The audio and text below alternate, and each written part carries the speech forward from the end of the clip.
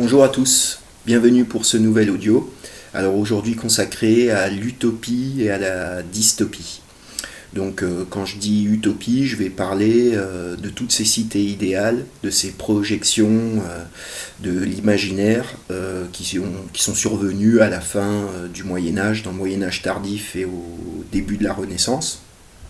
Car à toutes les époques, les hommes se sont figurés des paradis, des républiques comme Platon, ou la cité de Dieu de Saint-Augustin, la Jérusalem céleste et tous les paradis, les Eldorado, les mondes imaginaires. Ça c'est typiquement humain, on le retrouve à toutes les époques. Et à la fin de la Renaissance, donc on a le phénomène des utopies, des écrits utopiques. Alors le premier que j'ai noté, donc je vais vous donner quelques utopies écrites à la Renaissance, à la fin du Moyen Âge, mais il y en a énormément, je ne peux pas tout vous dire. Alors la première, moi, qui m'a semblé intéressante à noter, c'est dans le Songe de Polyphile de Francisco Colonna. Donc dans ce livre, il décrit une île, donc c'est l'île Cythérée, avec une cité idéale très néoplatonicienne. Ensuite, en 1516, on a la fameuse Utopia de Thomas More, qui a donné le nom au mot, utopie. Ensuite, on a Rabelais avec sa fameuse abbaye de Thélème en 1534, qui est très ironique. Ensuite, bien sûr, on a la fameuse Cité du Soleil de Tommaso Campanella. De toute façon, on reviendra dessus. On a la Nouvelle Atlantide en 1627 de Francis Bacon. On a Cyrano de Bergerac dans Les États et empires de la Lune en 1641, qui nous décrit un monde imaginaire sur la Lune, un monde renversé. Et sinon, on a la fameuse, en 1651, le Léviathan de Thomas Hobbes. Alors, qu'est-ce qui peut expliquer cette mode de l'utopie ? Alors déjà, ce qu'il faut rappeler, comme je l'ai déjà répété dans plein de vidéos précédentes, la Renaissance, la fin du Moyen-Âge, ça se caractérise par la prise en main du temporel sur le spirituel.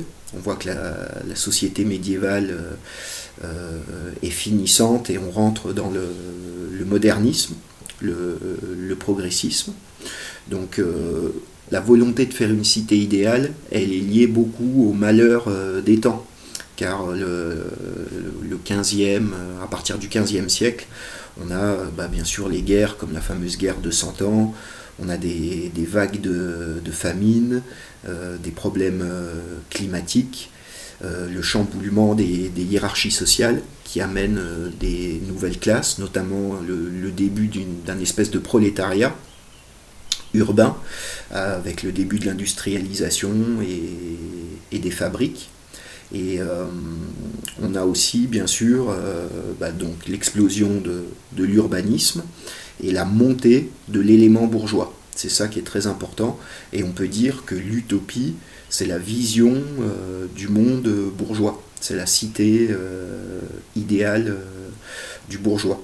Et on peut remarquer d'ailleurs que donc c'est lié au rationalisme, au capitalisme, à l'humanisme, au mercantilisme. Donc on va retrouver tous ces aspects dans les descriptions utopiques. Et on peut penser aussi que c'est la période des grandes découvertes scientifiques et géographiques. Donc avec bien sûr le nouveau monde de l'Amérique. Et sa découverte est très liée justement à l'eschatologie et à la découverte du paradis terrestre. Alors, après ce que j'ai dit, on peut donc penser que dans une époque traditionnelle comme au Moyen-Âge, des cathédrales, on situait bien sûr le paradis dans un passé révolu, un passé anhistorique.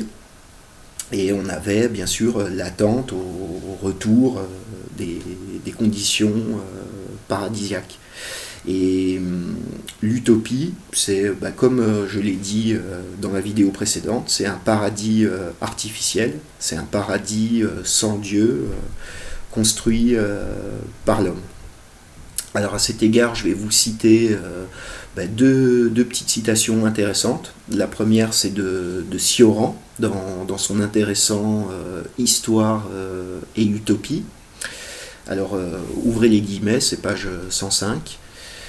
Si l'homme antique, plus proche des origines, situait l'âge d'or dans les commencements, l'homme moderne, en revanche, allait le projeter dans l'avenir.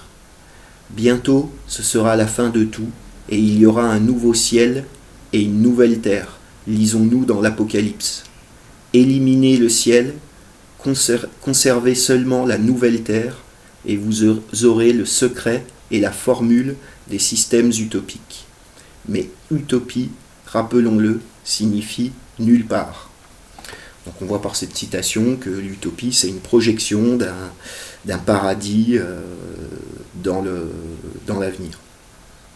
Voilà, je vais vous citer aussi Jean Servier, qui a écrit le Que sais-je, qui s'intitule L'Utopie. Et là, je vais vous lire son introduction de son histoire de l'utopie. Je vous mettrai une petite bibliographie en lien. Alors, ouvrez les guillemets. L'utopie est la cité de l'homme, et elle n'est que cela, indifférente à toute pensée religieuse, si l'on écarte un certain christianisme, présent dans certaines d'entre elles, dicté par la censure du conscient et les impératifs de certaines époques.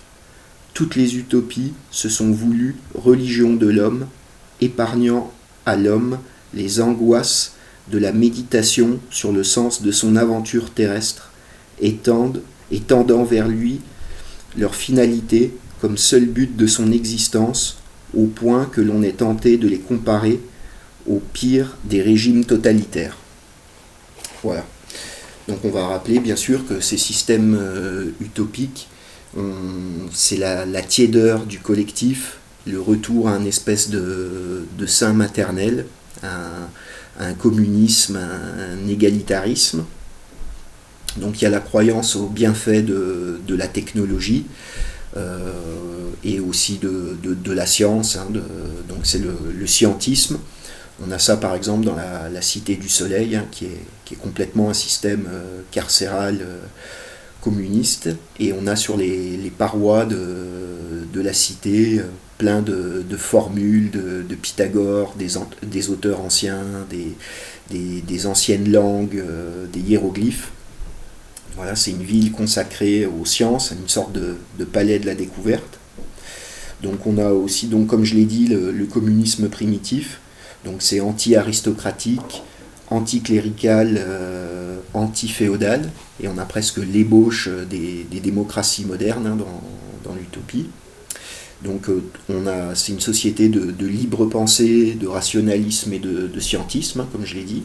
On le retrouve dans la Nouvelle Atlantide, avec la maison de Salomon. Donc c'est une petite oligarchie éclairée, cette maison de Salomon, et c'est les princes philosophes qui dictent les lois justes aux habitants de la cité. Et donc c'est plus ou moins une singerie d'une société traditionnelle. Et on a toujours cette ambiguïté de la Renaissance, comme époque générale, qui vise bien sûr au progressisme, au scientisme, qui rompt avec l'ancien modèle traditionnel. Mais à côté de ça, on a quand même une volonté d'un retour à l'Antiquité, à une Antiquité fantasmée. Et alors moi, je vais vous proposer encore quelques petites réflexions. Donc ces utopies, qui sont toujours plus souvent situées sur des îles imaginaires, des îles inaccessibles, c'est bien sûr c'est pour montrer que c'est une projection de la pensée. Et on pourrait dire que dans les mondes traditionnels, les hommes ont des supramondes, des paradis, des âges d'or, des royaumes de Dieu, des panthéons. Alors que l'utopie, ça s'apparente pour moi à ce que Nietzsche appelait des arrière-mondes. C'est quand on a perdu la spiritualité, et ben on est obligé tout de même de s'en inventer, et l'utopie participe de ça, c'est presque inconscient. Voilà. Et donc, pour reprendre la terminologie d'Henri Corbin, on pourrait dire que dans un monde traditionnel, il y a un monde imaginal, un un monde mythologique, on pourrait dire, alors que l'utopie est purement subjective et imaginaire. Et on pourrait presque dire que c'est un Éden artificiel bourgeois, en fait, l'utopie. On pourra remarquer aussi qu'il y a presque deux sortes d'utopie. Il y a donc cette utopie bourgeoise, rationaliste, carcérale, eugéniste. Et à côté de ça, on peut avoir des utopies beaucoup plus populaires. Et là, ça rejoint tous les courants millénaristes et le pré-protestantisme. On peut penser à des gens comme les anabaptistes et Thomas Munzer. On a aussi les taborites, les hussites. On a aussi la révolte des pastoureaux. Et comme je l'ai dit au début de l'audio, c'est lié aux nouvelles conditions. Il y a une nouvelle population des villes déshéritées, avec des chamboulements dans les hiérarchies sociales. Et ces nouvelles foules de déshérités dans les nouveaux centres urbains projettent l'avènement de l'âge d'or et du retour de l'âge de l'esprit de Joachim de Flore, donc le retour ici-bas du paradis terrestre. Et là, on aura plus une vision communiste primitive, mais très matérialiste, alors que l'utopie bourgeoise est beaucoup plus sophistiquée et matérialiste. Alors ensuite, je vais passer après la Renaissance. On continue toujours sur ces utopies qui s'affinent, on va dire. Donc au XVIIIe et XIXe siècle, et énormément de choses sont des ébauches donc, de l'utopie primitive et presque socialiste, on va dire. Donc on peut penser, alors là je vais pas citer de date particulière, mais on peut penser par exemple à la conjuration des égaux de Gracchus Babeuf, qui c'est une volonté d'en finir avec la propriété, de créer un monde communisant. On a les jésuites avec les réductions en Amérique centrale et en Amérique du Sud, qui sont des modèles copiés sur la République de Platon, des communautés autosuffisantes. On a bien sûr, j'en avais déjà parlé, par exemple Anarchasis Klotz, qui fait un traité sur la République universelle. On a bien sûr Fourier avec ses phalanstères. On a Gaudin avec le familistère. On a Étienne Cabet avec son fameux voyage en Icarie. On peut penser aussi aux Saint-Simoniens, avec un espèce de retour à un christianisme. Et je vais vous lire une chose intéressante, c'est le journal des Saint-Simoniens qui s'appelait Le Producteur. L'épigraphe de ce journal, tout à fait caractéristique de ce que je vous disais. Alors l'épigraphe, c'est l'âge d'or qu'une aveugle tradition a placé dans le passé et devant nous. Donc là, on retrouve toujours cette volonté de placer le paradis dans le futur et non dans le passé. Et sinon, ces utopies, elles se retrouvent également dans tout ce qui est les sectes du type mormon, quakers, amish. Et on retrouve toujours cette eschatologie dans la colonisation de l'Amérique, qui était presque une nouvelle Jérusalem céleste pour les colons venus d'Europe. D'ailleurs, à ce sujet, je vous conseille un livre très intéressant de Eliade, de Mircea Eliade, qui s'appelle La nostalgie des origines. Et le chapitre 6, voilà, il s'appelle Paradis et utopie, géographie mythique et eschatologie. Et il y a de longs passages sur la colonisation de l'Amérique, avec toujours cet arrière-plan messianique et eschatologique derrière. Et enfin, j'avais noté aussi, on peut penser à l'anarchisme espagnol aussi, qui ont essayé de faire des communautés utopiques et communisantes. Alors, à partir du milieu du 19e siècle, on peut dire qu'il y a l'apparition des dystopies Alors certains l'ont appelé contre-utopie ou anti-utopie. C'est que si l'utopie se caractérise par des lendemains qui chantent et la projection d'un monde meilleur dans le futur, là, à partir du milieu du 19e siècle, je vais vous donner quelques références, on a ces utopies, les côtés négatifs, et on voit que finalement, quand l'homme projette un paradis, ça se termine toujours en enfer et en monde, comme je le disais, carcéral, inhumain. Alors, les premières dystopies, la première que j'ai notée, on peut parler de Jonathan Swift dans ses voyages de Gulliver, donc c'est en 1721, où là il adopte un ton très ironique sur un monde qu'il juge totalement inhumain et dicté par la raison, mais un monde de fourmis sans intérêt. Alors j'ai noté aussi, ça c'est très intéressant, c'est un livre de Jules Verne qui s'appelle Paris au XXe siècle, qui avait été refusé par son éditeur Herzl à l'époque, donc c'est en 1860, car sa vision était beaucoup trop noire et pessimiste de l'avenir, et je crois que c'est un de ses petits-enfants, à Jules Verne, qui l'a réédité au début des années 2000, donc Paris au XXe siècle. Très intéressant sur le modernisme, le machinisme, mais ce qui est marrant avec ce livre de Jules Verne, c'est qu'il parle par exemple du féminisme, de l'avortement, très intéressant, et de la décadence des mœurs. Ensuite, en 1894, on a l'an 330 de la République, de Maurice Spronck.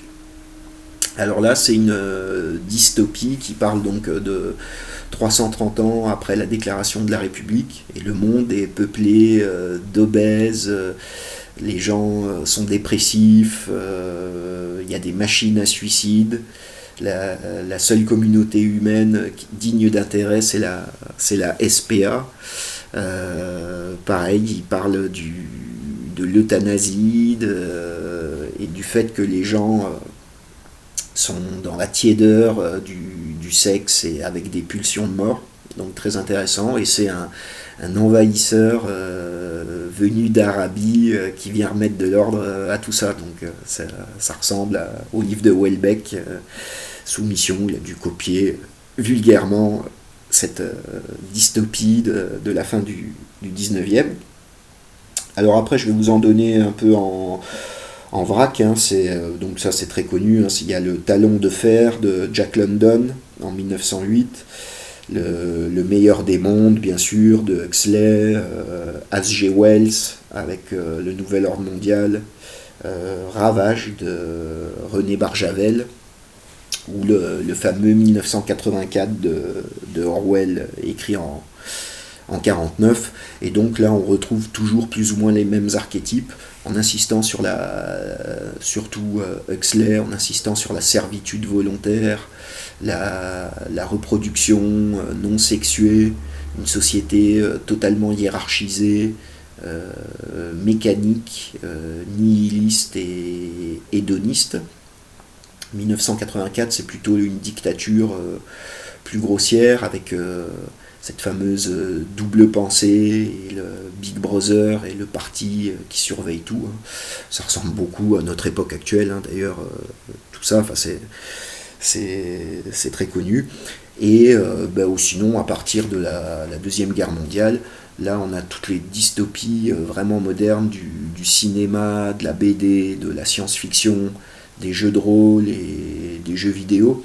Donc je vais vous en citer pareil quelques noms, mais alors là en commentaire vous pourrez en rajouter, parce que j'allais dire tous les films modernes ont un aspect utopique ou apocalyptique qui décrit toujours ce monde carcéral ultra rationnel. Alors on a par exemple Metropolis de Fritz Lang, un vieux film qui parle de ça, Soleil Vert, Mad Max, là c'est vraiment la dystopie absolue, puisqu'on retourne un peu au monde tribal, au monde sauvage, barbare. Dans le même style, il y a Waterworld, Orange Mécanique aussi, qui nous montre un monde ultra violent et déspiritualisé. On a tout ce qui est bien sûr Terminator, Robocop, ça c'est sur les dangers de l'IA, du transhumanisme, qui commence à pointer son nez très sérieusement à l'heure actuelle, avec bien sûr Bienvenue à Gattaca, Elysium, Brasil, Blade Runner, et les films apocalyptiques du style 2012. Je pense aussi beaucoup à Idiocratie, car ça aussi, on le retrouve chez Maurice Pronk ou chez Jules Verne, cette idiocratie. C'est que un monde totalement dicté par la technique, la technologie et la mécanique abrutit l'homme plutôt que l'élever. Alors on peut dire qu'en fait, on ne peut pas dire que finalement la dystopie c'est une utopie qui n'a pas marché. En fait, toutes les utopies sont les mêmes. C'est-à-dire que les dystopies sont des utopies modernes, mais en fait, elles ressemblent beaucoup à l'Utopia de mort, à la Nouvelle Atlantide ou à la Cité du Soleil. C'est juste les moyens technologiques qui changent. Et on peut noter en fait que les utopies de la Renaissance sont des systèmes collectifs d'un point de vue général, alors que les dystopies sont d'un point de vue particulier, individuel, et l'individu, le héros dans les dystopies modernes, c'est un individu qui est broyé par le collectif et qui essaye tant bien que mal de se sortir de la matrice du système qui est un enfer collectif. Voilà. Et enfin, je terminerai cette vidéo en parlant que le courant utopique, en fait, c'est le paradigme, la vision du monde du bourgeois et du marchand. Et là, je ne peux pas rentrer dans les détails parce que ça serait trop long, mais je pense que la Nouvelle Atlantide de Francis Bacon est vraiment le point d'ancrage de la mentalité bourgeoise. Et cette maison de Salomon, donc c'est un espèce de groupe éclairé à la tête de la Nouvelle Atlantide, a donné, donc c'est elle qui est à l'origine de la franc-maçonnerie. Alors cette maison de Salomon, elle a été instituée par un homme assez mystérieux qui s'appelle Samuel Hartlib, qui lui aussi a écrit une utopie qui s'appelle Macaria. Et il a créé les cercles Hartlib, donc ce Samuel Hartlib, c'est un genre de Renaudot pour l'Angleterre, qui a créé des cercles, et il a créé l'Invisible College, donc le collège invisible, qui a donné la Royal Society et finalement la franc-maçonnerie. Donc c'est intéressant. D'ailleurs, le courant maçonnique veut créer un homme nouveau, comme on appelle ça, un nouvel ordre mondial, et on peut dire que c'est la cristallisation de tous les courants utopiques de la fin de la Renaissance. Et je vous conseille de vous intéresser à ce personnage Samuel Hartlib, et donc cette maison de Salomon décrite dans la Nouvelle Atlantide, et selon moi la première ébauche de la franc-maçonnerie spéculative. Voilà, donc c'était une petite vidéo, on pourrait en parler des heures, car c'est très intéressant, et ce qu'il y a à bien comprendre, c'est que les utopies apparues à la Renaissance, dans un monde déspiritualisé et changeant, ont projeté une utopie et un paradis matériel dans l'avenir, en compensation au malheur des temps et à la désorganisation sociale. Et donc on avait une volonté, surtout de la part des bourgeois et du nouveau courant humaniste pré-réformé, naturaliste. On peut penser aussi comme aux physiocrates ou à Hobbes, de pallier l'indigence humaine, la guerre et l'injustice par un monde artificiel et parfait, Mais du point de vue de l'individu, c'est un monde carcéral, déspiritualisé et complètement vide de sens. Voilà. Et ben écoutez, j'espère que cette vidéo vous a intéressé. Donc n'hésitez pas à vous abonner, à mettre des pouces bleus, à rajouter des commentaires. Je vous mettrai quelques livres en bibliographie, une petite bibliographie générale. Et n'hésitez pas à poser des questions ou rajouter des choses. Voilà, et je vous dis à très bientôt pour un prochain audio. Allez, portez-vous bien.